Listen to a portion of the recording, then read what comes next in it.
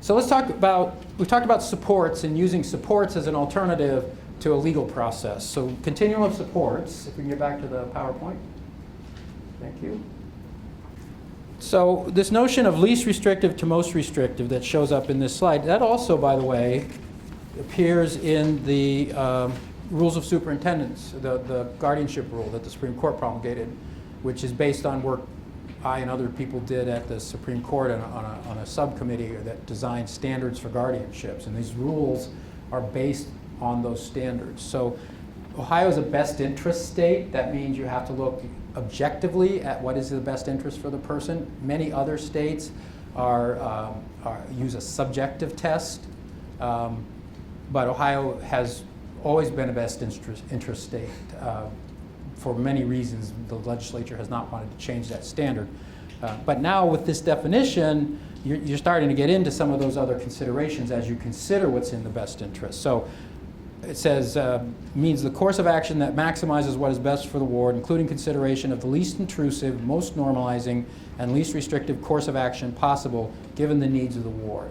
So you see this notion of least restrictive alternative, which has been around in the field for a long time, now formally codified in the guardianship rules at the Supreme Court.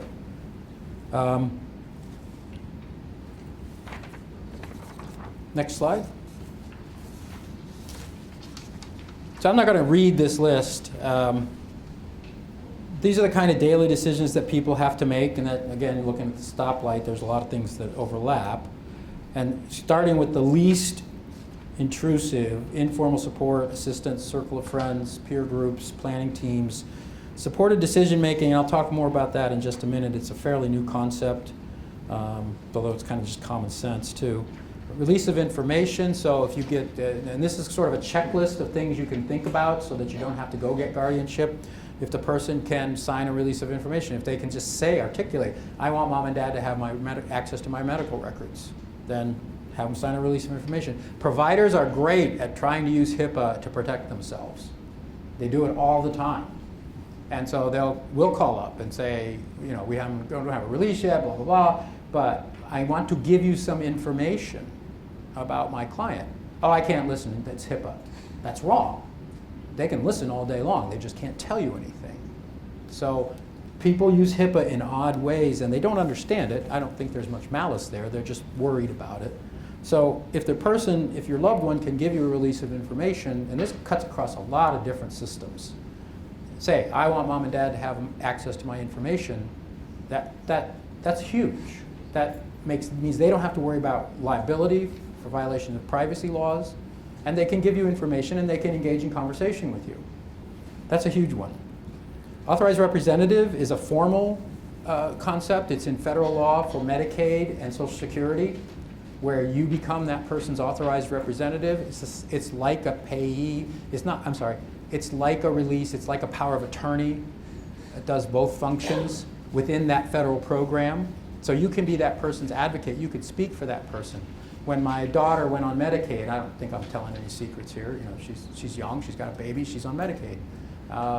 She had a problem with eligibility, so she made me her authorized representative, and I was able to call up and work through the problem and eventually represented her in a hearing as her authorized representative. And I had access to all of her records. So again, if the person's capable of saying that to you, and this is another, let me just footnote a little bit, effective communication comes into play here. So if you called my office and said the county Medicaid office wouldn't take my son's consent for me to be authorized representative because they said he has an intellectual disability.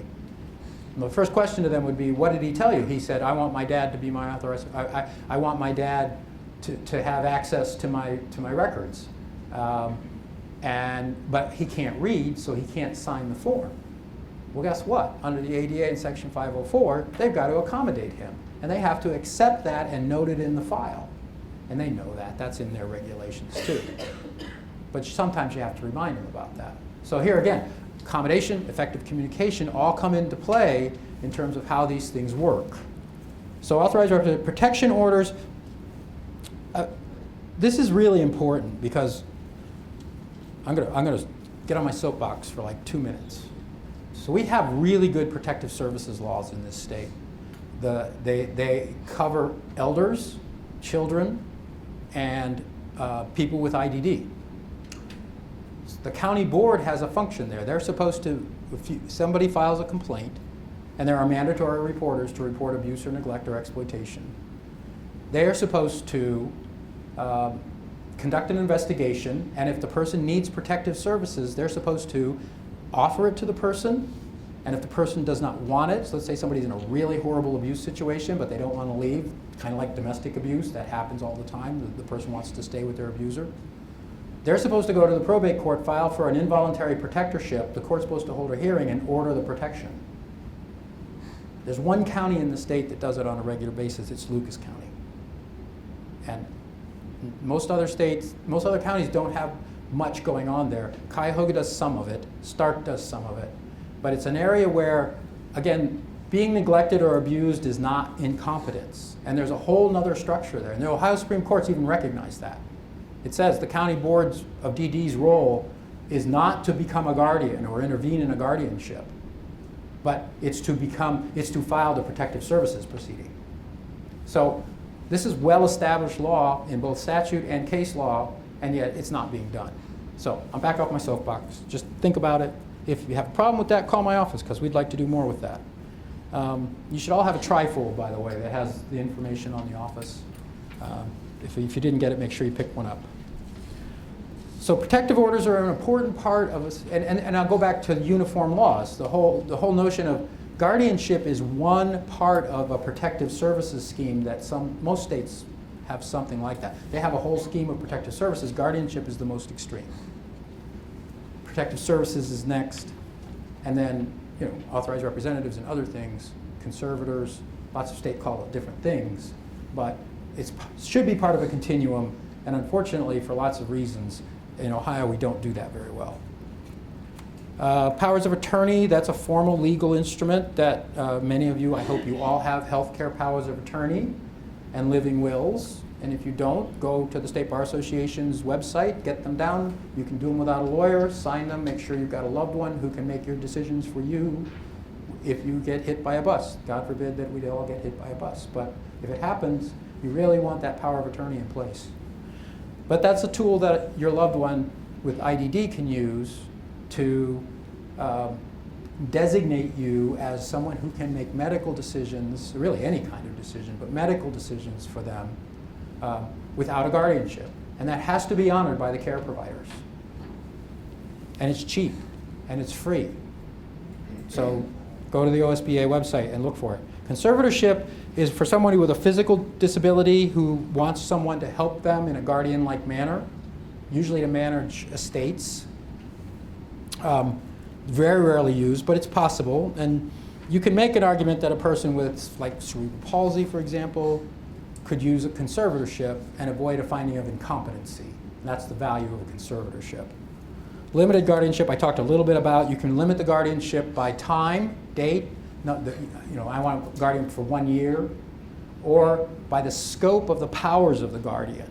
So within the guardian of the person, which is the person who makes medical decisions and where the person's going to live and whether they eat macaroni and cheese for lunch and that kind of stuff, you can say, I only want it to be medical, or I only want it to be with regard to a residential service provider, or something like that, depending on the needs of the person. And what happens is because you've limited the power of the guardian, the person with the disability retains all rights that are not touched on by the powers of the guardian. So it actually works really well because that person still makes decisions in areas where they're capable to make decisions, and in the more complex areas or the areas that they feel they need help in, they have a limited guardian who can help them with that. And then full guardianship of the person, which means you make all decisions for that person, and it's not just you can make all decisions, it's that you're going to have to make all decisions. All the care providers, everyone is going to turn to you and say, you need to sign a piece of paper as the guardian so that we can go forward with whatever we're going to do.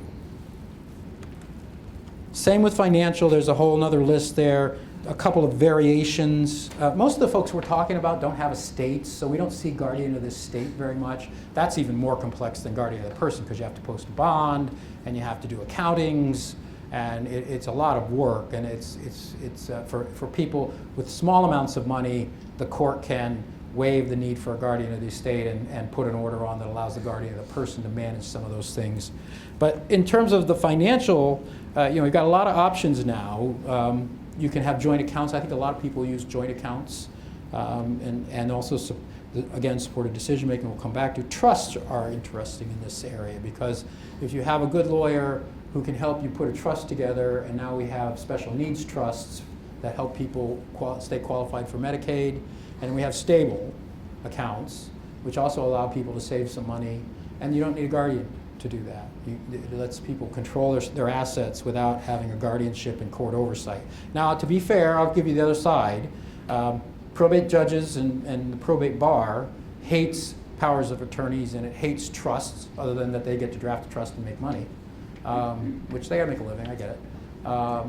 Because they're not overseen in the same fashion as a guardianship. And they're worried, powers of attorney in particular, there's lots of abuse, or they think there's lots of abuse. And again, going back to the seniors, the Consumer Financial Protection Bureau just put out rules about powers of attorneys for seniors and how those need to be regulated. So elder abuse is a huge problem. Financial abuse of elders is a huge problem. Exploitation. There's Mike DeWine, the Attorney General, his office does really good work in that area. Some legal services do good work in that area. But one of the things they're requiring now is banks to be more attentive to fund transfers and things like that, and to report them directly to the protective services units, so that they don't have, that it's harder to steal money from elders. And I'm sure we've all heard stories. So that's another problem. And again, then you can go to full guardianship of the estate, but it's quite clumsy. And again, most people with IDD don't have estates large enough to justify that. Next.